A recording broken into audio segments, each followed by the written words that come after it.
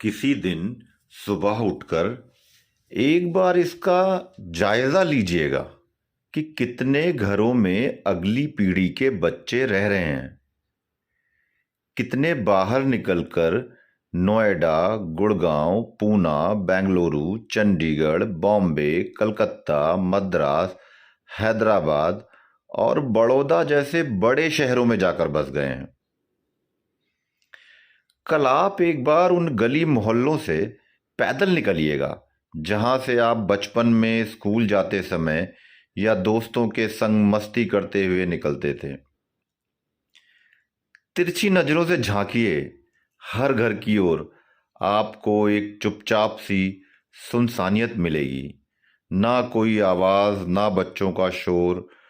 बस किसी किसी घर के बाहर या खिड़की में आते जाते लोगों को ताकते बूढ़े जरूर मिल जाएंगे। आखिर इन सूने होते घरों और खाली होते मोहल्लों के कारण क्या हैं? भौतिकवादी युग में हर व्यक्ति चाहता है कि उसके एक बच्चा और ज्यादा से ज्यादा दो बच्चे हों और बेहतर से बेहतर पढ़े लिखे। उनको लगता है या फिर दूसरे लोग उसको ऐसा महसूस कराने लगते हैं कि छोटे शहर या कस्बे में पढ़ने से उनके बच्चे का कैरियर खराब हो जाएगा या फिर बच्चा बिगड़ जाएगा। बस यहीं से बच्चे निकल जाते हैं बड़े शहरों के हॉस्टलों में। अब भले ही दिल्ली और उस छोटे शहर में उसी क्लास का सिलेबस और किताबें वही हों, मगर मानसिक दबाव सा आ जाता है बड़े शहरों में पढ़ने के लिए भेजने का। हालांकि इतना बाहर भेजने पर भी मुश्किल से 1% बच्चे आईआईटी, पीएमटी या क्लैट वगैरह में निकल पाते हैं। फिर वही माँ बाप बाकी बच्चों का पेमेंट सीट पर इंजीनियरिंग, मेडिकल या फिर बिजनेस मैनेजमेंट में दाखिला कराते हैं। 4 साल बाहर पढ़ते पढ़ते बच्चे बड़े शहरों के माहौल में रच बस जाते हैं। फिर वहीं नौकरी ढूंढ लेते हैं, सहपाठियों से शादी भी कर लेते हैं। आपको तो शादी के लिए हाँ करना ही है, अपनी इज्जत बचानी है तो। अन्यथा शादी वह करेंगे ही अपने इच्छित साथी से। अब त्योहारों पर घर आते हैं माँ बाप के पास सिर्फ रस्म अदायगी हेतु। माँ बाप भी सभी को अपने बच्चों के बारे में गर्व से बताते हैं। 2-3 साल तक उनके पैकेज के बारे में बताते हैं। 1 साल, 2 साल, कुछ साल बीत गए, माँ बाप बूढ़े हो रहे हैं। बच्चों ने लोन लेकर बड़े शहरों में फ्लैट ले लिए हैं। अब अपना फ्लैट है तो त्योहारों पर भी जाना बंद। अब तो कोई जरूरी शादी ब्याह में ही आते जाते हैं। अब शादी ब्याह तो बैंक्वेट हॉल में होते हैं, तो मोहल्ले में और घर जाने की भी ज्यादा जरूरत नहीं पड़ती है, होटलों में ही रह लेते हैं। हाँ, शादी ब्याह में कोई मोहल्ले वाला पूछ भी ले कि भाई अब कम आते जाते हो, तो छोटे शहर, छोटे माहौल और बच्चों की पढ़ाई का उलाहना देकर बोल देते हैं कि अब यहां रखा ही क्या है। खैर, बेटे बहुओं के साथ फ्लैट में शहर में रहने लगे हैं। अब फ्लैट में तो इतनी जगह होती नहीं कि बूढ़े, खांसते, बीमार माँ बाप को साथ में रखा जाए। बेचारे पड़े रहते हैं अपने बनाए या पैतृक मकानों में। कोई बच्चा बागवान पिक्चर की तरह माँ बाप को आधा आधा रखने को भी तैयार नहीं है। अब साहब, घर खाली खाली, मकान खाली खाली और धीरे धीरे मोहल्ला खाली हो रहा है। अब ऐसे में छोटे शहरों में कुकुरमुत्तों की तरह उगाए प्रॉपर्टी डीलरों की गिद्ध जैसी निगाह इन खाली होते मकानों पर पड़ती है। वो इन बच्चों को घुमा घुमा फिराकर उनके मकान के रेट समझाने शुरू करते हैं। उनको गणित समझाते हैं कि कैसे घर बेचकर फ्लैट का लोन खत्म किया जा सकता है और एक प्लॉट भी लिया जा सकता है। साथ ही ये किसी बड़े लाला को इन खाली होते मकानों में मार्केट और गोदामों का सुनहरा भविष्य दिखाने लगते हैं।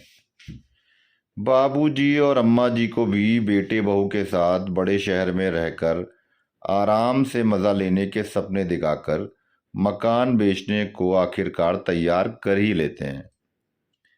आप स्वयं खुद अपने ऐसे पड़ोसी के मकान पर नज़र रखते हैं, खरीद कर डाल देते हैं कि कब मार्केट बनाएंगे या गोदाम, जबकि आपका खुद का बेटा छोड़कर पूना या बेंगलोर की आईटी कंपनी में काम कर रहा है, इसलिए आप खुद भी इसमें नहीं बस पाएंगे।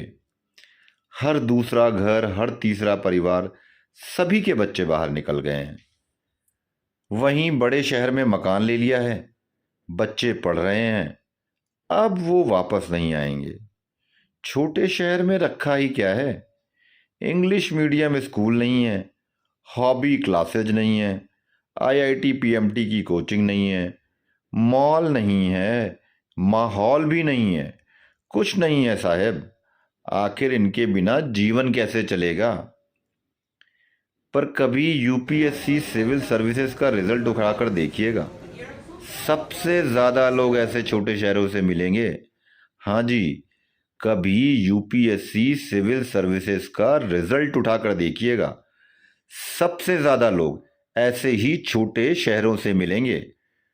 बस मन का वहम है। मेरे जैसे लोगों के मन के किसी कोने में होता है कि भले ही बेटा कहीं फ्लैट खरीद ले, मगर रहे अपने उसी छोटे शहर या गांव में, अपने लोगों के बीच में। पर जैसे ही मन की बात रखते हैं, बुद्धिजीवी अभिजात्य पड़ोसी समझाने आ जाते हैं कि अरे पागल हो गए हो, यहां बसोगे, यहां क्या रखा है। वो भी गिद्ध की तरह मकान बिकने का इंतजार करते हैं, बस सीधे कह नहीं सकते। अब ये मॉल, ये बड़े स्कूल, ये बड़े टावर वाले मकान, सिर्फ इनसे तो जिंदगी नहीं चलती। एक वक्त बुढ़ापा ऐसा आता है जब आपको अपनों की ज़रूरत होती है। ये अपने आप को छोटे शहरों या गांवों में मिल सकते हैं। ध्यान दीजिए, ये अपने आप को छोटे शहरों या गांवों में मिल सकते हैं, फ्लैटों की रेजिडेंट वेलफेयर एसोसिएशन में नहीं। कोलकाता, दिल्ली, मुंबई, पुणे, चंडीगढ़, नोएडा, गुड़गांव, बेंगलुरु में देखा है कि वहाँ शव यात्रा चार कंधों पर नहीं, बल्कि एक खुली गाड़ी में पीछे शीशे के केबिन में जाती है, सीधे शमशान। एक दो रिश्तेदार बस, और सब खत्म। भाई साहब, ये खाली होते मकान, ये सूने होते मोहल्ले, इन्हें सिर्फ प्रॉपर्टी की नज़र से मत देखिए, बल्कि जीवन की खोती जीवंतता की नज़र से देखिए।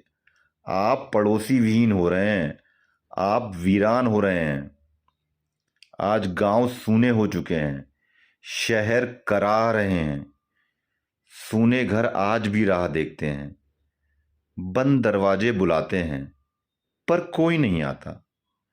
भूपेन हजारिका का ये गीत याद आता है, गली के मोड़ पे सूना सा कोई दरवाज़ा, तरसती आंखों से रास्ता किसी का देखेगा, निगाह दूर तलक जाके लौट आएगी, करोगे याद तो हर बात याद आएगी, करोगे याद तो हर बात आएगी। सब समझाइए, बसाइए लोगों को छोटे शहरों और जन्म स्थानों के प्रति मोह जगाइए, प्रेम जगाइए। पढ़ने वाले तो सब जगह पढ़ ही लेते हैं। जय हिंद।